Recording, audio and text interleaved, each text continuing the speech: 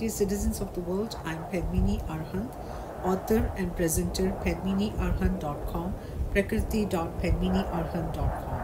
I welcome you all to the topic Coronavirus and Pandemic Management. I begin with my thoughts and prayers for victims and healthcare team worldwide in prevailing over the worst healthcare and economic crisis. The world battling coronavirus reportedly lost 114,367 lives. This is actually 24 hours ago. It could be different right now. And about 1.8 million lives affected.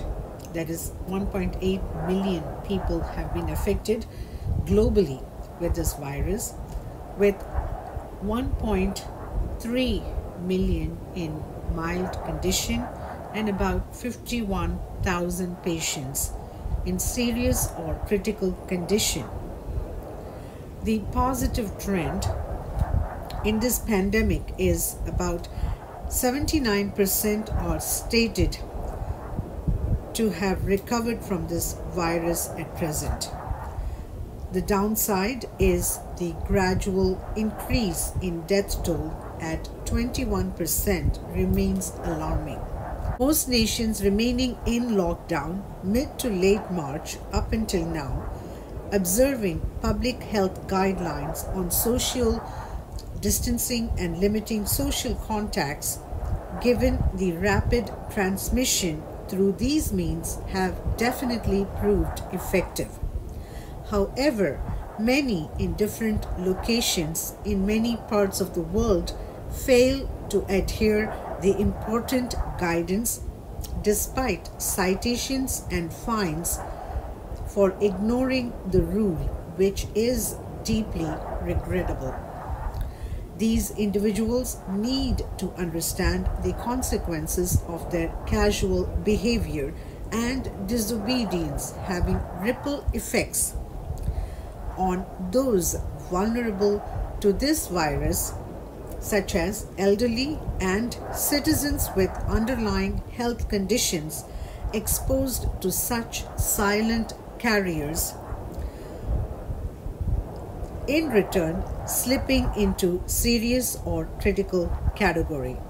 Not to mention the burden on frontline healthcare workers risking their lives as well as their families, expected to treat coronavirus patients without personal protective equipment, PPE as they are known, considering the shortage on these items and medical supplies, exacerbating care and containment at this critical juncture.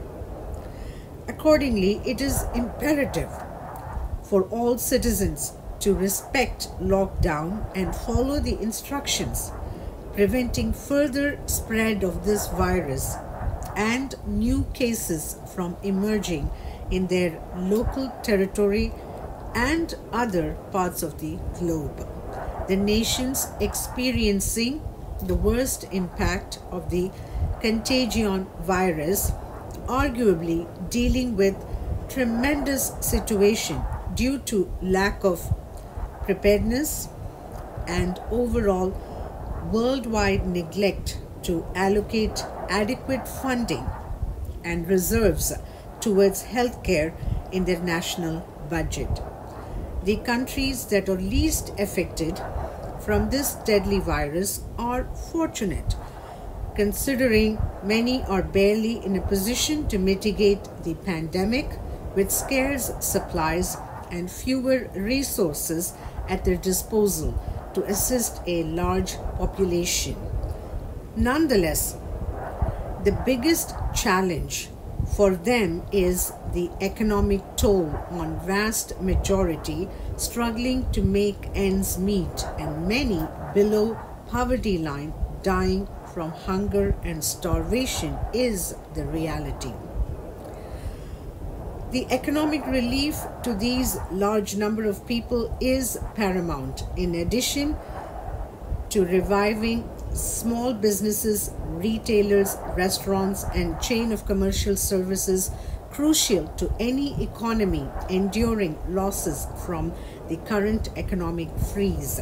Above all, feeding the hungry while in lockdown and after, until economic revival cannot be slighted by any government, civil society, and non-governmental organizations in the excruciating economic times facing the world.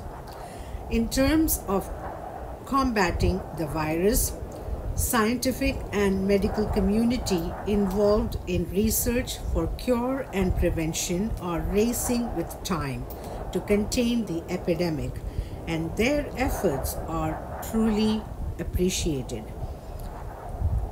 In the meantime, the medical team laying their lives to save lives and in the course losing own lives in the battle are preventable.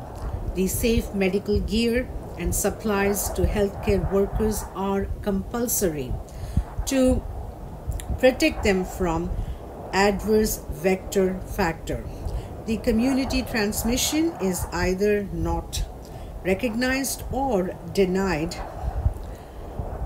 in some parts of the world, despite huge population due to bare minimal testing that in itself is a fire starter.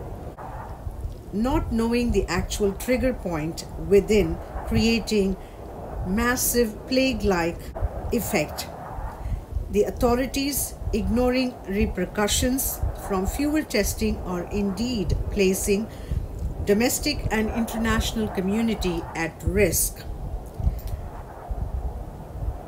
that could linger beyond the 12 to 18 months time frame, posing enormous exposure upon travel resumption. Bearing this aftermath in mind,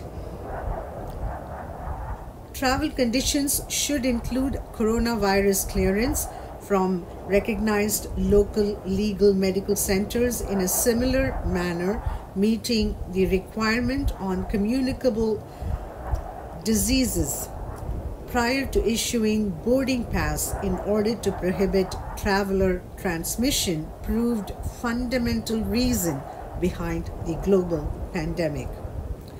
As for reopening the economy, hospitals, emergency rescue operations such as firefighters and utility services has been in operation, being essential for routine functions, and other economic sectors getting back to work would depend on virus elimination and county reports on the pandemic confirming public health safety prior to allowing shops and restaurants to return to any service, maintaining strict code on crowd and close interaction.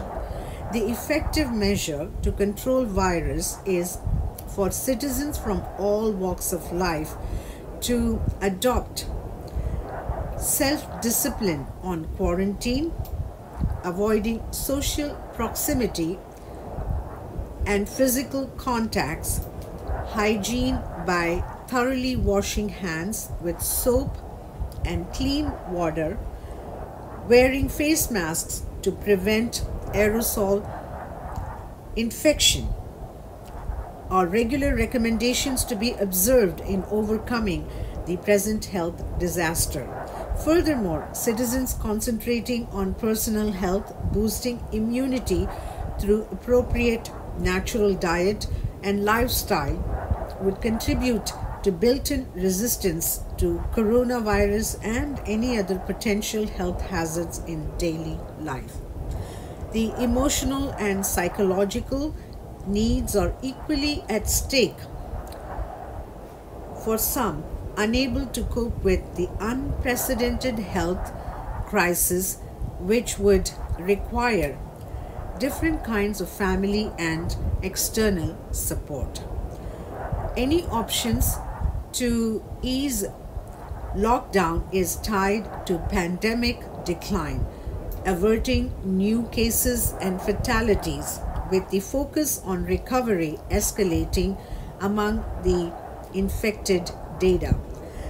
The other suggestion is to publish data on recovery process, that is, patients initially affected with coronavirus, regardless of testing, with mild symptoms, could share treatment and means towards recovery to help others affected by the pandemic.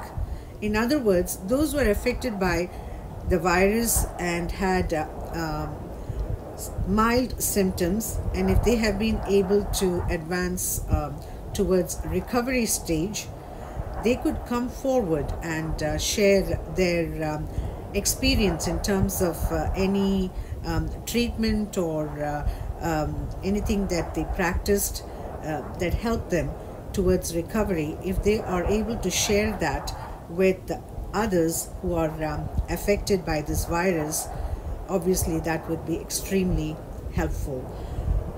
I hope they are able to do that as soon as possible. Now, those classified symptomatic, asymptomatic, and pre-symptomatic, electing self-confinement for minimum 2 to 3 weeks, extending longer upon persisting mild symptoms, would de-escalate the pandemic.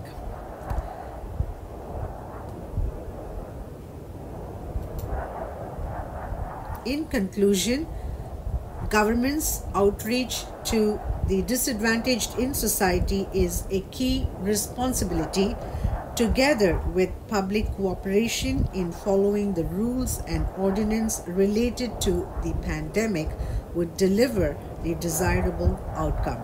My prayers and best wishes to all those experiencing health and economic woes from the pandemic, testing human ability and determination in dealing with unusual circumstances, consuming lives and having brought livelihoods to a temporary halt. Let us all work together and consolidate resources, time, and energy in assisting victims and others tirelessly engaged in saving lives and offering economic aid to weaker sections in society.